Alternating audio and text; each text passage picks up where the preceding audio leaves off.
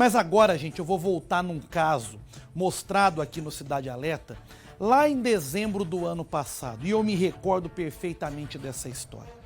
Aqui na tela nós vamos colocar a Thaís e o Carlos. Esses dois ficaram juntos por cerca de 8 anos e até tiveram um filho. A Thaís já tinha uma outra criança de um outro relacionamento. Mas os familiares contam que durante esses 8 anos, essa jovem sofreu e sofreu muito nas mãos desse cidadão. Um relacionamento altamente tóxico e abusivo.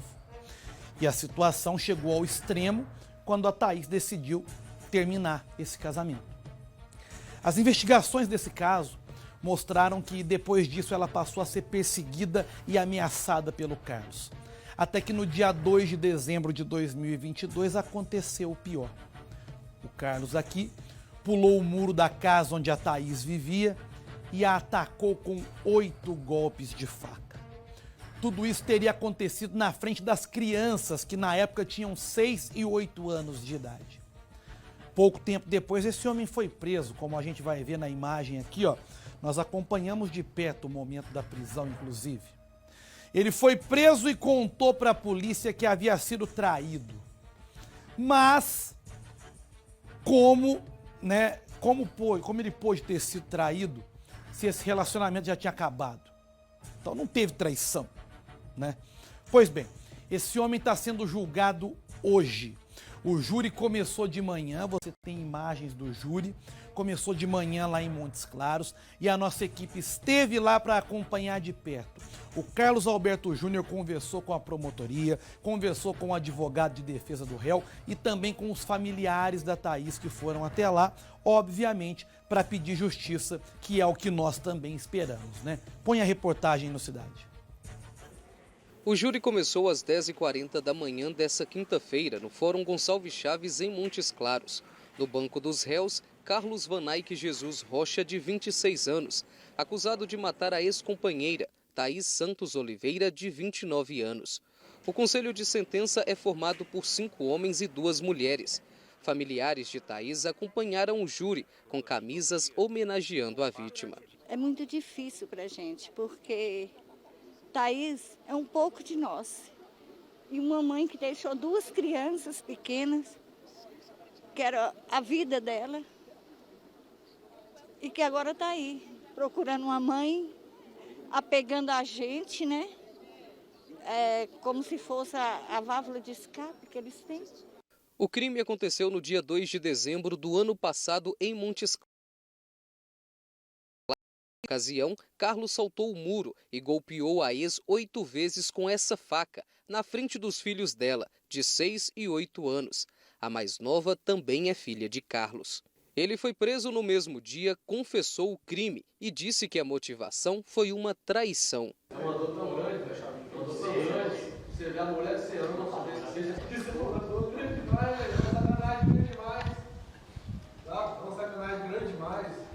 Mas a Polícia Civil desmentiu a alegação.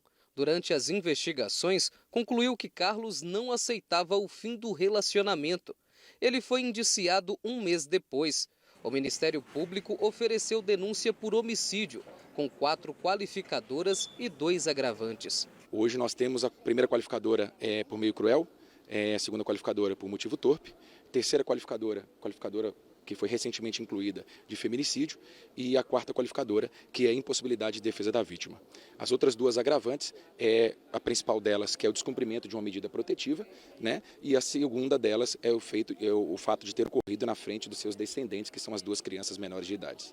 A acusação espera uma condenação com pena máxima. O Ministério Público busca, principalmente diante dos fatos que têm ocorrido ultimamente, a resposta à pena máxima, 30 anos de pena, diante das qualificadoras, todas as qualificadoras que existem nesse fato. Autor e vítima viveram juntos por cerca de 8 anos e, segundo familiares, o relacionamento sempre foi marcado por conflitos.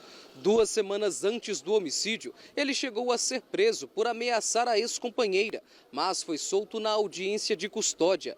Nem mesmo uma medida protetiva conseguiu impedi-lo de matar Thaís. Ela morreu em dezembro, mas antes ele já vinha matando ela aos poucos. Porque ele agredia, ele batia, ele ameaçava, principalmente se ela deixasse ele, ele falava que ia matar ela. Então ela não deixou por isso.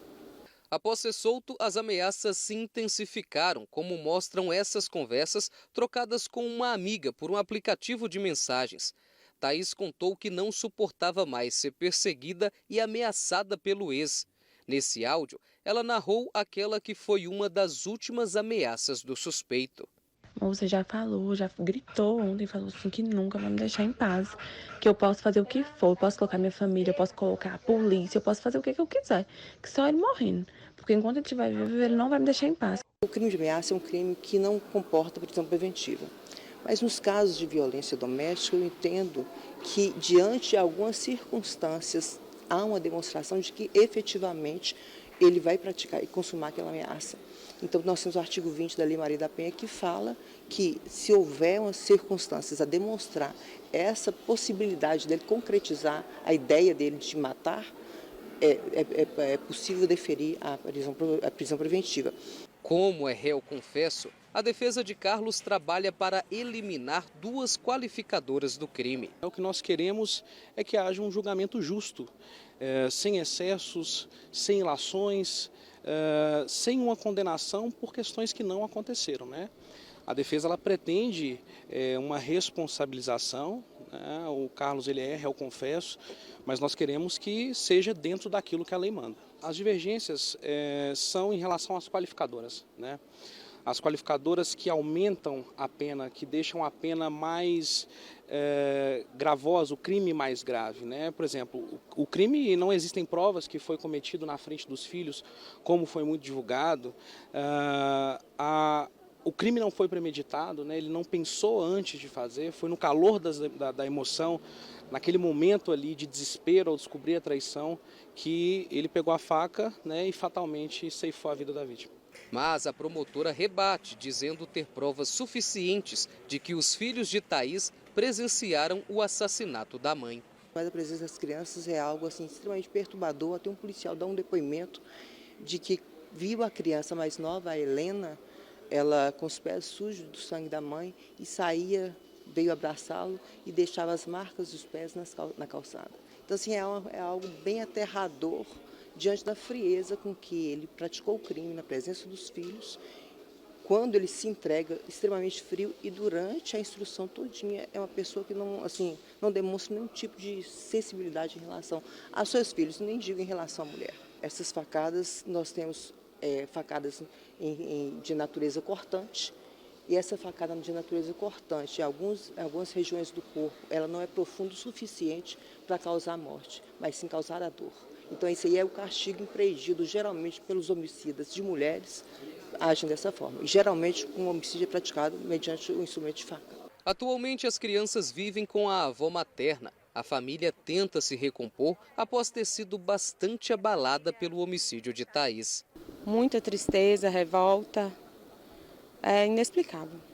É um misto de sentimentos e é triste, trágico. Além de prima, né? Amiga, ela era uma pessoa maravilhosa, com todo mundo, com a família, com os amigos, muito boa com todo mundo, prestativa demais, fazia de tudo para estar presente, nem se fosse um pouquinho na vida de cada um. Conforme o MP, Carlos já tem condenação por receptação. Além disso, segundo a polícia, ele tem passagens por uso e tráfico de drogas e ameaça. O julgamento dele não tem hora para acabar. Que seja feita justiça, porque não só Thaís, mas muitas mulheres estão morrendo por qualquer coisa e por qualquer motivo. Então, que seja feita justiça, que o nosso jurado, que o juiz, que todas as pessoas lembrem que cada mulher que morre é um filho que fica sofrendo, é uma família que sofre. Olha, o júri está em andamento, está numa apuração feita agora pela nossa produção. Nós temos a informação de que foram ouvidas 2 testemunhas de acusação e 2 informantes. No caso, são parentes da vítima que foram ouvidos ali também como testemunhas do caso. Nesse exato momento, está acontecendo a sustentação da defesa. Então, posteriormente, vem a réplica da acusação. E aí, depois disso, vem a votação dos jurados. Então o resultado deve sair depois das 8, perto das 9 da noite, né? Essa é a previsão. E a informação também que nossa produção apurou é que houve um momento muito comovente durante os depoimentos, que foi o momento em que o policial que atendeu o caso ficou emocionado no momento de prestar o depoimento dele ali. Ele chegou a chorar por conta, segundo ele, da crueldade que aconteceu na frente das crianças. É de fato um caso pesado que nós aguardamos pelo resultado e amanhã nós traremos aqui, sem dúvida alguma, o resultado desse júri. Tá bom?